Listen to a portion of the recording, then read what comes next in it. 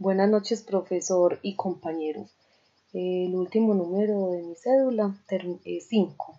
Entonces vamos a hablar de algunos fundamentos de la economía, como por ejemplo la ventaja comparativa y comercio internacional, que consiste en intercambios internacionales de bienes y servicios, que es algo que siempre nos preguntamos si es algo positivo o preocupante.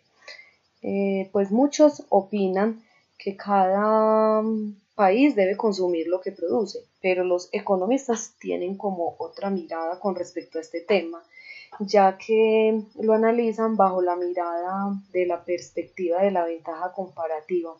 Esto quiere decir que los países son más consumidores y productivos que cuando son autosuficientes. Generan ganancias mutuas y no importa si algún país es menor productor que otro o más eficiente que otro, simplemente siguen generando ganancias de comercio pues como para ambos, ¿cierto? Cuando hablamos del flujo circular de la renta, hablamos de que es el modelo que representa cómo se producen las transacciones entre los distintos agentes de una economía, ¿cierto?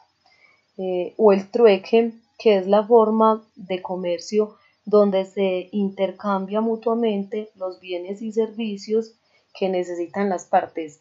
Acá no hablamos de dinero, hablamos de bienes materiales, ¿cierto? Materias primas o algo por el estilo, pero no dinero. Aunque en la actualidad pues ya está, ya no es como muy común esto.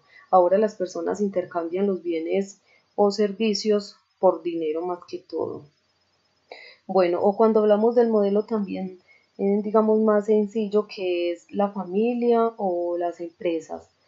Familia, que es una persona o grupo de personas que comparten su renta. Y empresas es una organización que produce bienes o servicios con el fin de vender, ¿cierto?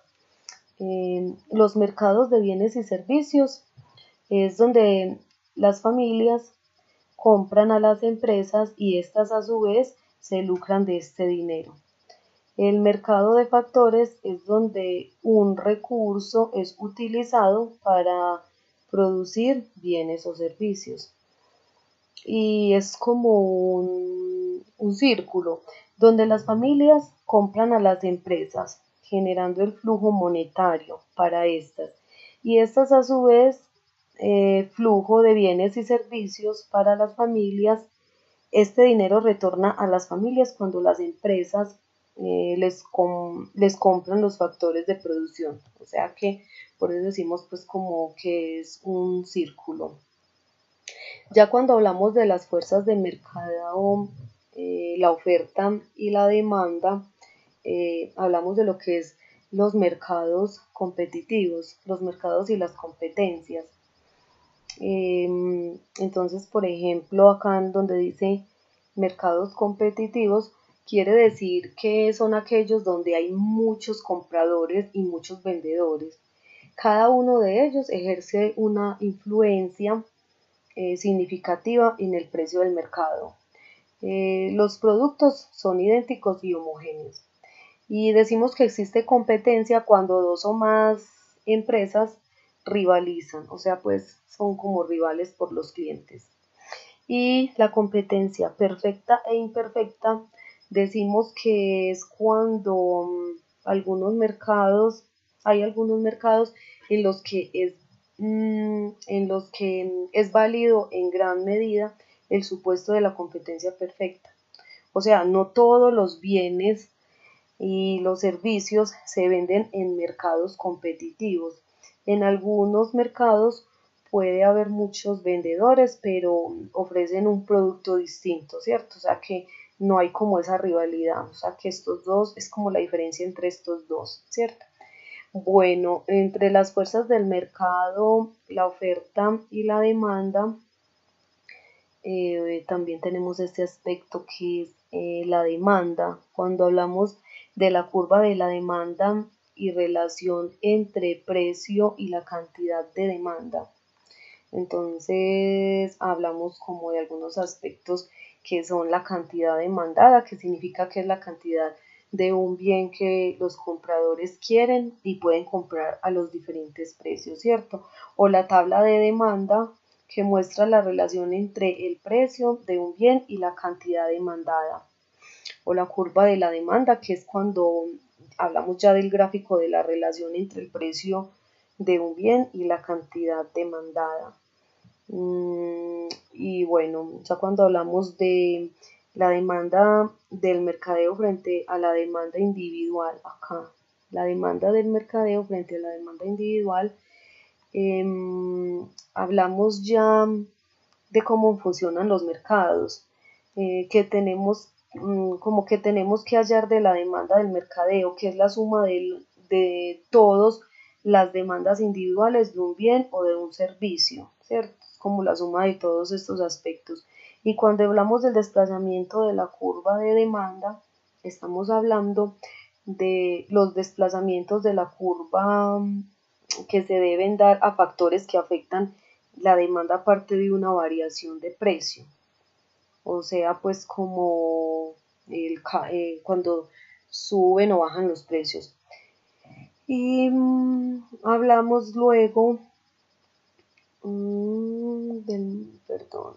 Bueno, entonces ya cuando hablamos de la oferta, hablamos de la oferta del mercadeo, que es la suma de las ofertas individuales, ¿cierto? La curva del mercadeo también nos da pues como estas bases donde se habla de la cantidad ofrecida, donde se habla de la ley de la oferta, de la tabla de la oferta, de la curva de la oferta. La oferta es como el otro lado del mercado donde analizamos las conductas de los vendedores, ¿cierto? Entonces, si decimos que vamos a hablar de la curva de la oferta, es la relación entre el precio y la cantidad ofrecida. Si vamos a hablar de la cantidad ofrecida, es la cantidad de un bien que los compradores quieren y pueden vender. O la ley de la oferta, que es la ley que establece la cantidad ofrecida de un bien y aumento cuando sube su precio. O la tabla de la oferta, que es la tabla que muestra la relación entre un bien y la cantidad ofrecida. O curva de oferta, que ya es pues como el gráfico de la relación entre un bien y la cantidad ofrecida, ¿cierto? Cuando hablamos de la oferta del mercado, de la suma de las ofertas individuales, ya hablamos como de la cantidad o la suma de las cantidades ofrecidas por todos los vendedores a cada precio, ¿cierto? Bueno, y ya si pasamos a las variables que influyen en los vendedores, es como el precio, la rentabilidad de la producción, pues como cuando relacionamos la tecnología, factores industriales, costes de los factores, expectativa de los productos o número de vendedores. Bueno, y cuando juntamos como los dos aspectos que es la oferta y la demanda, obtenemos como ese equilibrio. Entonces, tenemos como el equilibrio que es el precio en la cantidad ofrecida, que es igual a la demanda. Cuando hablamos de equilibrio, hablamos pues como de eso. Y la cantidad del equilibrio, que es como la cantidad comprada y vendida al precio de equilibrio. Algunos aspectos en este campo podríamos decir que es el excedente, que es como esa situación en que la cantidad ofrecida es mayor que la demanda al precio vigente en el mercado. Podríamos hablar de la escasez, que es como esa situación en la que la cantidad demandada es mayor que la ofrecida al precio vigente en el mercado.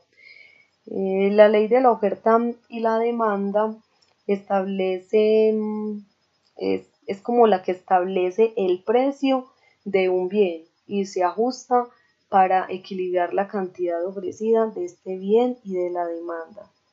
Entonces, todos estos principios en conjunto tienen que ver demasiado con los 10 principios de la economía, que son los que vimos como en este mismo texto donde sacamos las fuerzas del mercado de la oferta y la demanda, pero al principio donde nos hablan ya pues como de esos 10 principios. Perdón, sí, como al principio pues donde nos hablan de estos factores, donde nos dicen que el primer principio tiene que ver con enfrentar como disyuntivas, que el segundo principio tiene que ver con el costo de una cosa o, o lo que, de lo que uno renuncia para conseguir algo. El tercer principio habla de las personas que pues como que piensan en qué términos eh, marginales, ¿cierto? El cuarto principio son los individuos que responden a los incentivos. El quinto principio, el comercio, pues como en qué puede mejorar el comercio, el bienestar de todo el mundo. El sexto principio habla sobre los mercados normalmente constituyentes en buen mecanismo para organizar la actividad económica. El séptimo principio habla sobre el nivel de vida de una economía dependiente de su capacidad para producir bienes y servicios. El noveno principio habla como de cuando los precios suben, cuando el gobierno imprime demasiado dinero, o sea, pues que una cosa lleva a la otra. El décimo principio habla de la sociedad que se enfrenta a una disyuntiva a corto plazo entre la inflación y el desempleo. Entonces, como podemos ver, todas estas fuerzas del mercado y de la oferta y la demanda, todos los fundamentos de la economía, están directamente relacionados con los 10 principios de la economía. Eh, Siempre pues como que se ha planteado en la economía todo lo que tiene que ver con estas preguntas de qué bienes y servicios se deben producir, cómo se deben producir estos bienes y servicios, quiénes deben de recibir los bienes y servicios que se han producido. Entonces, como que todo esto va de la mano, como que todos son complemento uno del otro. Bueno, esto es como lo que tenía para exponer como de lo que leí. Feliz noche y muchas gracias.